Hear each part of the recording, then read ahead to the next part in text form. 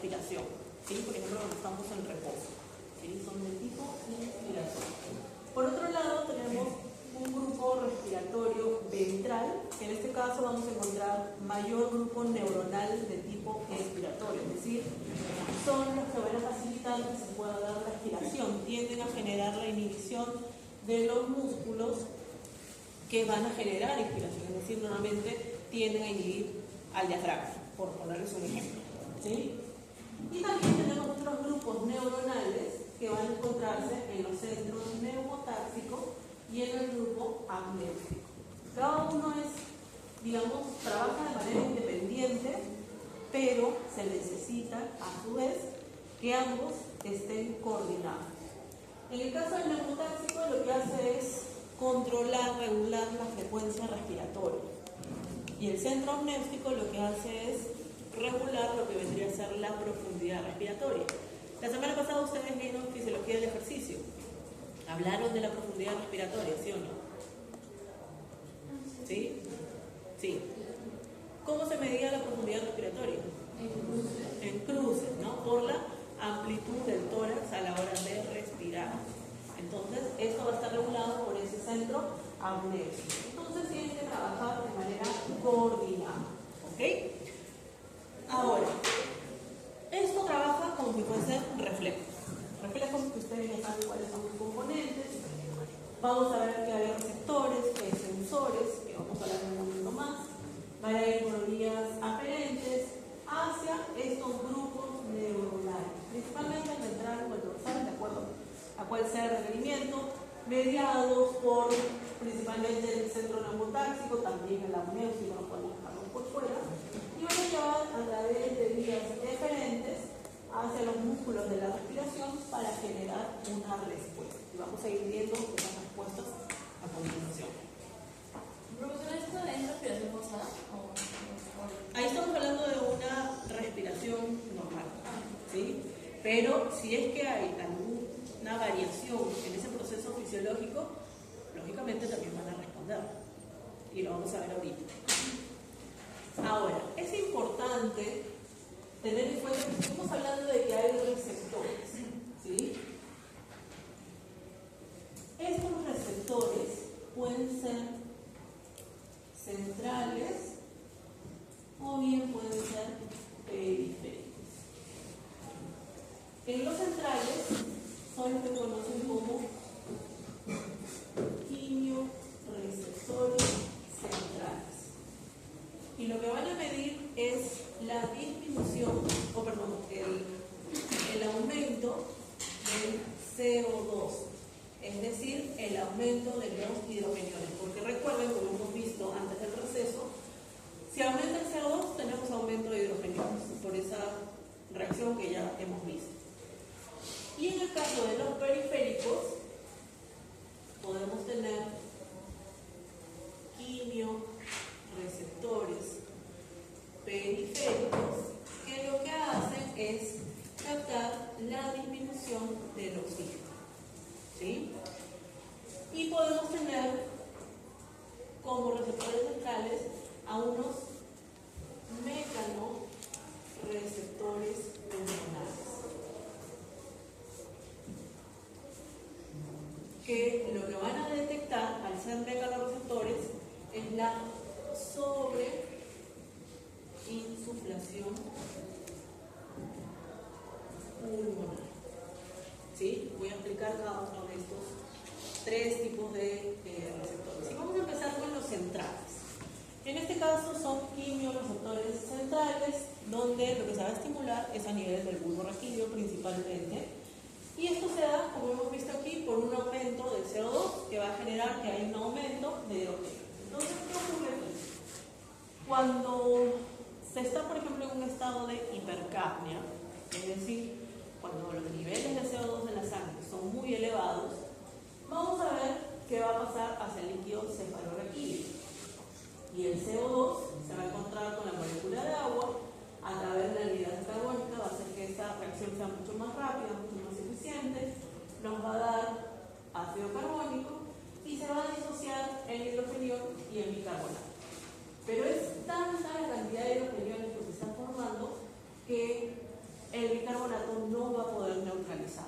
Entonces lo que ocurre es que los hidrogeniones van a comenzar a estimular a estos receptores centrales a nivel de la médula oblonga, donde va a estimular principalmente al grupo neuronal dorsal. Si estamos hablando del grupo neuronal dorsal, ustedes me escucharon en su momento, son neuronas de tipo inspiratorias. Entonces lo que va a facilitar es que haya un aumento en la inspiración. ¿Cómo ocurre esto? Esas neuronas inspiratorias van a viajar a través de un nervio hasta el diafragma. ¿Cómo se llamaría ese nervio? El nervio frénico. Entonces el nervio frénico estimula el diafragma, y ustedes ya saben muy bien que si se estimula el diafragma, lo que va a generar es que haya una contracción del diafragma. Por lo tanto, va a generar mayor inspiración, va a tener una hiperventilación. Ahora la pregunta es ¿para qué?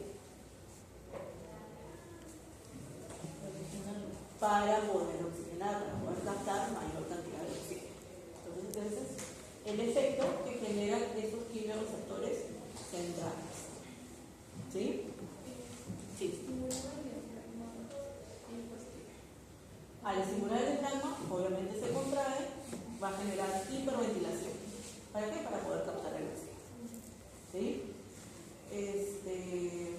Vean que esta reacción la vamos a ver hasta cuando terminemos el curso. Entonces, no se olviden de esta reacción. Ya a partir del respiratorio la vemos hasta en endocrino, creo que también la vamos a ver. Eso es lo mismo que ya les expliqué. Sabemos, aumenta el CO2, sabemos que se une el agua a través de la vía carbónica, ácido carbónico, hidrogenio y carbonato. Esos hidrogeniones en gran cantidad comienzan a estimular a estos quimioreceptores centrales, los cuales van a llegar hasta este núcleo dorsal, ¿no?, en el centro respiratorio, los cuales van a generar un aumento de la ventilación, hiperventilación, ¿sí?, para captar el oxígeno. Porque lo que se busca es revertir este aumento de CO2.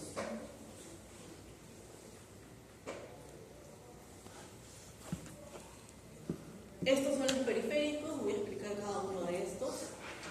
En el caso de los quimioreceptores periféricos, estamos hablando de quimioreceptores aórticos y carotídeos, y en este caso se conocen como cuerpos aórticos y cuerpos carotídeos. Tal vez les suene porque nosotros hablamos en clases pasadas de los vasoreceptores aórticos y carotídeos. Quiere decir que estos cuerpos se encuentran al costado de esos senos, ¿sí? ¿Cuál es la diferencia? ¿Por qué no se les denomina igual? Es que en el caso de los senos lo que hacen es medir la presión, ¿sí?, que se encuentra en el organismo, mientras que los cuerpos lo que hacen es detectar los niveles de oxígeno. Entonces son quimioreceptores y se denominan cuerpos. Y en este caso, una vez que estos cuerpos captan esa disminución de oxígeno, envían la información a través de vías aferentes, ¿cuáles? Nervio vago, nervio gruesofaríngeo, hacia el centro de la respiración, donde van a estar estimulando a este grupo neuronal dorsal. ¿Para qué? Para que nuevamente el diafragma pueda contraerse, pueda generar hiperventilación. ¿Para qué? Para corregir lo que vimos en un inicio, que era de esa disminución del oxígeno. Lo que busca, mediante esta regulación, mediante los receptores periféricos, es que aumente el oxígeno. ¿Sí? ¿Queda claro? ¿Seguimos? Sí. Sí, claro.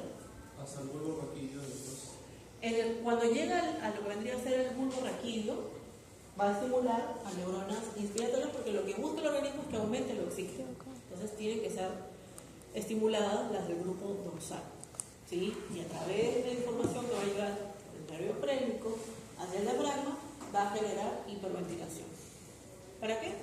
Para que tengas mayor número de inspiraciones, va a aumentar la frecuencia respiratoria. ¿Para qué? Para poder captar mayor cantidad de oxígeno y revertir lo que teníamos en el inicio. ¿Sí?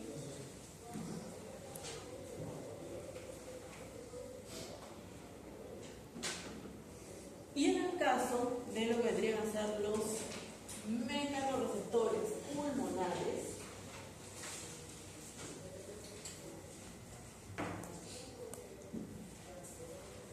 tenemos megareceptores, ¿no? Y lo que van a captar, vean aquí, estos megareceptores que se encuentran distribuidos en los pulmones, van a captar la sobreinsuflación, es decir, el sobreestiramiento de los pulmones a medida que se están llenando de aire, porque si no existiese estos megareceptores, nosotros seguiríamos insuflando, captando aire y va a llegar un momento que los pulmones pueden llegar a explotar, ¿sí? Entonces lo que hace es ponerlo como un freno, ¿sí?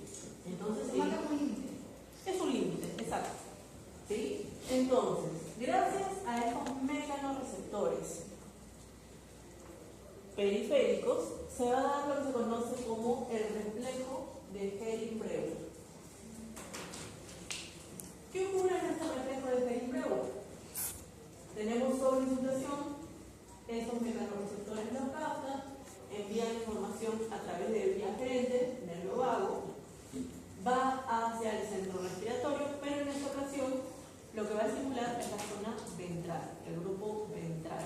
Es decir, lo que va a buscar es que haya expiración, justamente para revertir esta sobreinsuflación.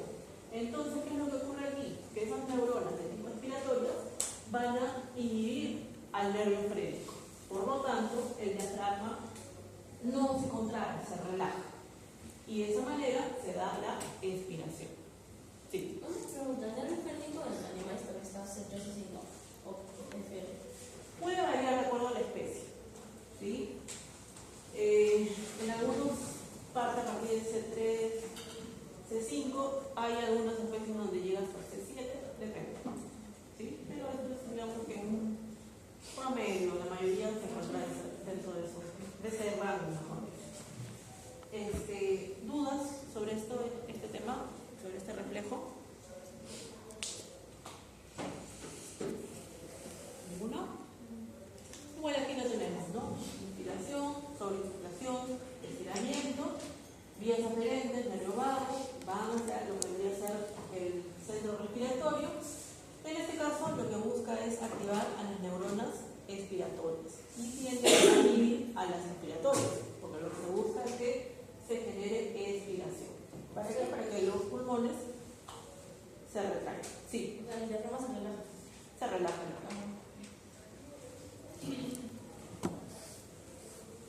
¿Preguntas?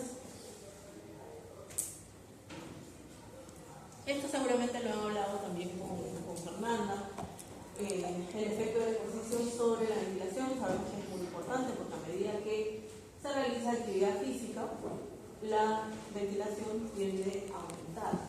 Y también en algunos estudios se ha visto de que hay unos receptores, ¿no? A nivel de las articulaciones, también a nivel de los músculos, que envían información, ¿sí? Pero también hay otros detractores, digamos, que dicen que esto se da, ¿por qué? Porque a medida que uno hace actividad, aumenta el CO2. Y a medida que aumenta el CO2, lo que va a hacer es estimular al centro respiratorio. ¿Para qué? Para que la actividad del nervio frénico sea mayor y pueda contraerse y generar hiperventilación, corrigiendo el estado inicial, ¿no? Que hay un aumento del CO2. Y tiene que ver mucho con el efecto Bosch que nosotros hemos hablado hace un momento, antes del proceso.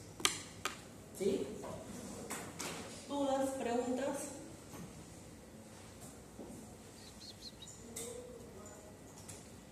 Hemos terminado con respiratorio, pero nos toca empezar con un digestivo. ¿Qué hora es? Bueno, podemos empezar también la clase de digestivo la siguiente semana, porque sé que la información bioquímica que hemos visto es un momento ¿no? Hay que recordar un poco de esta reacción de bioquímica. Y no hay ningún problema de empezar la siguiente semana porque las clases de digestivo son cortas. La clase de la próxima semana es corta, la de hoy es muy corta, entonces puedo tomarnos toda un día. ¿Sí? Entonces, si no hay preguntas, ya les dejo libre.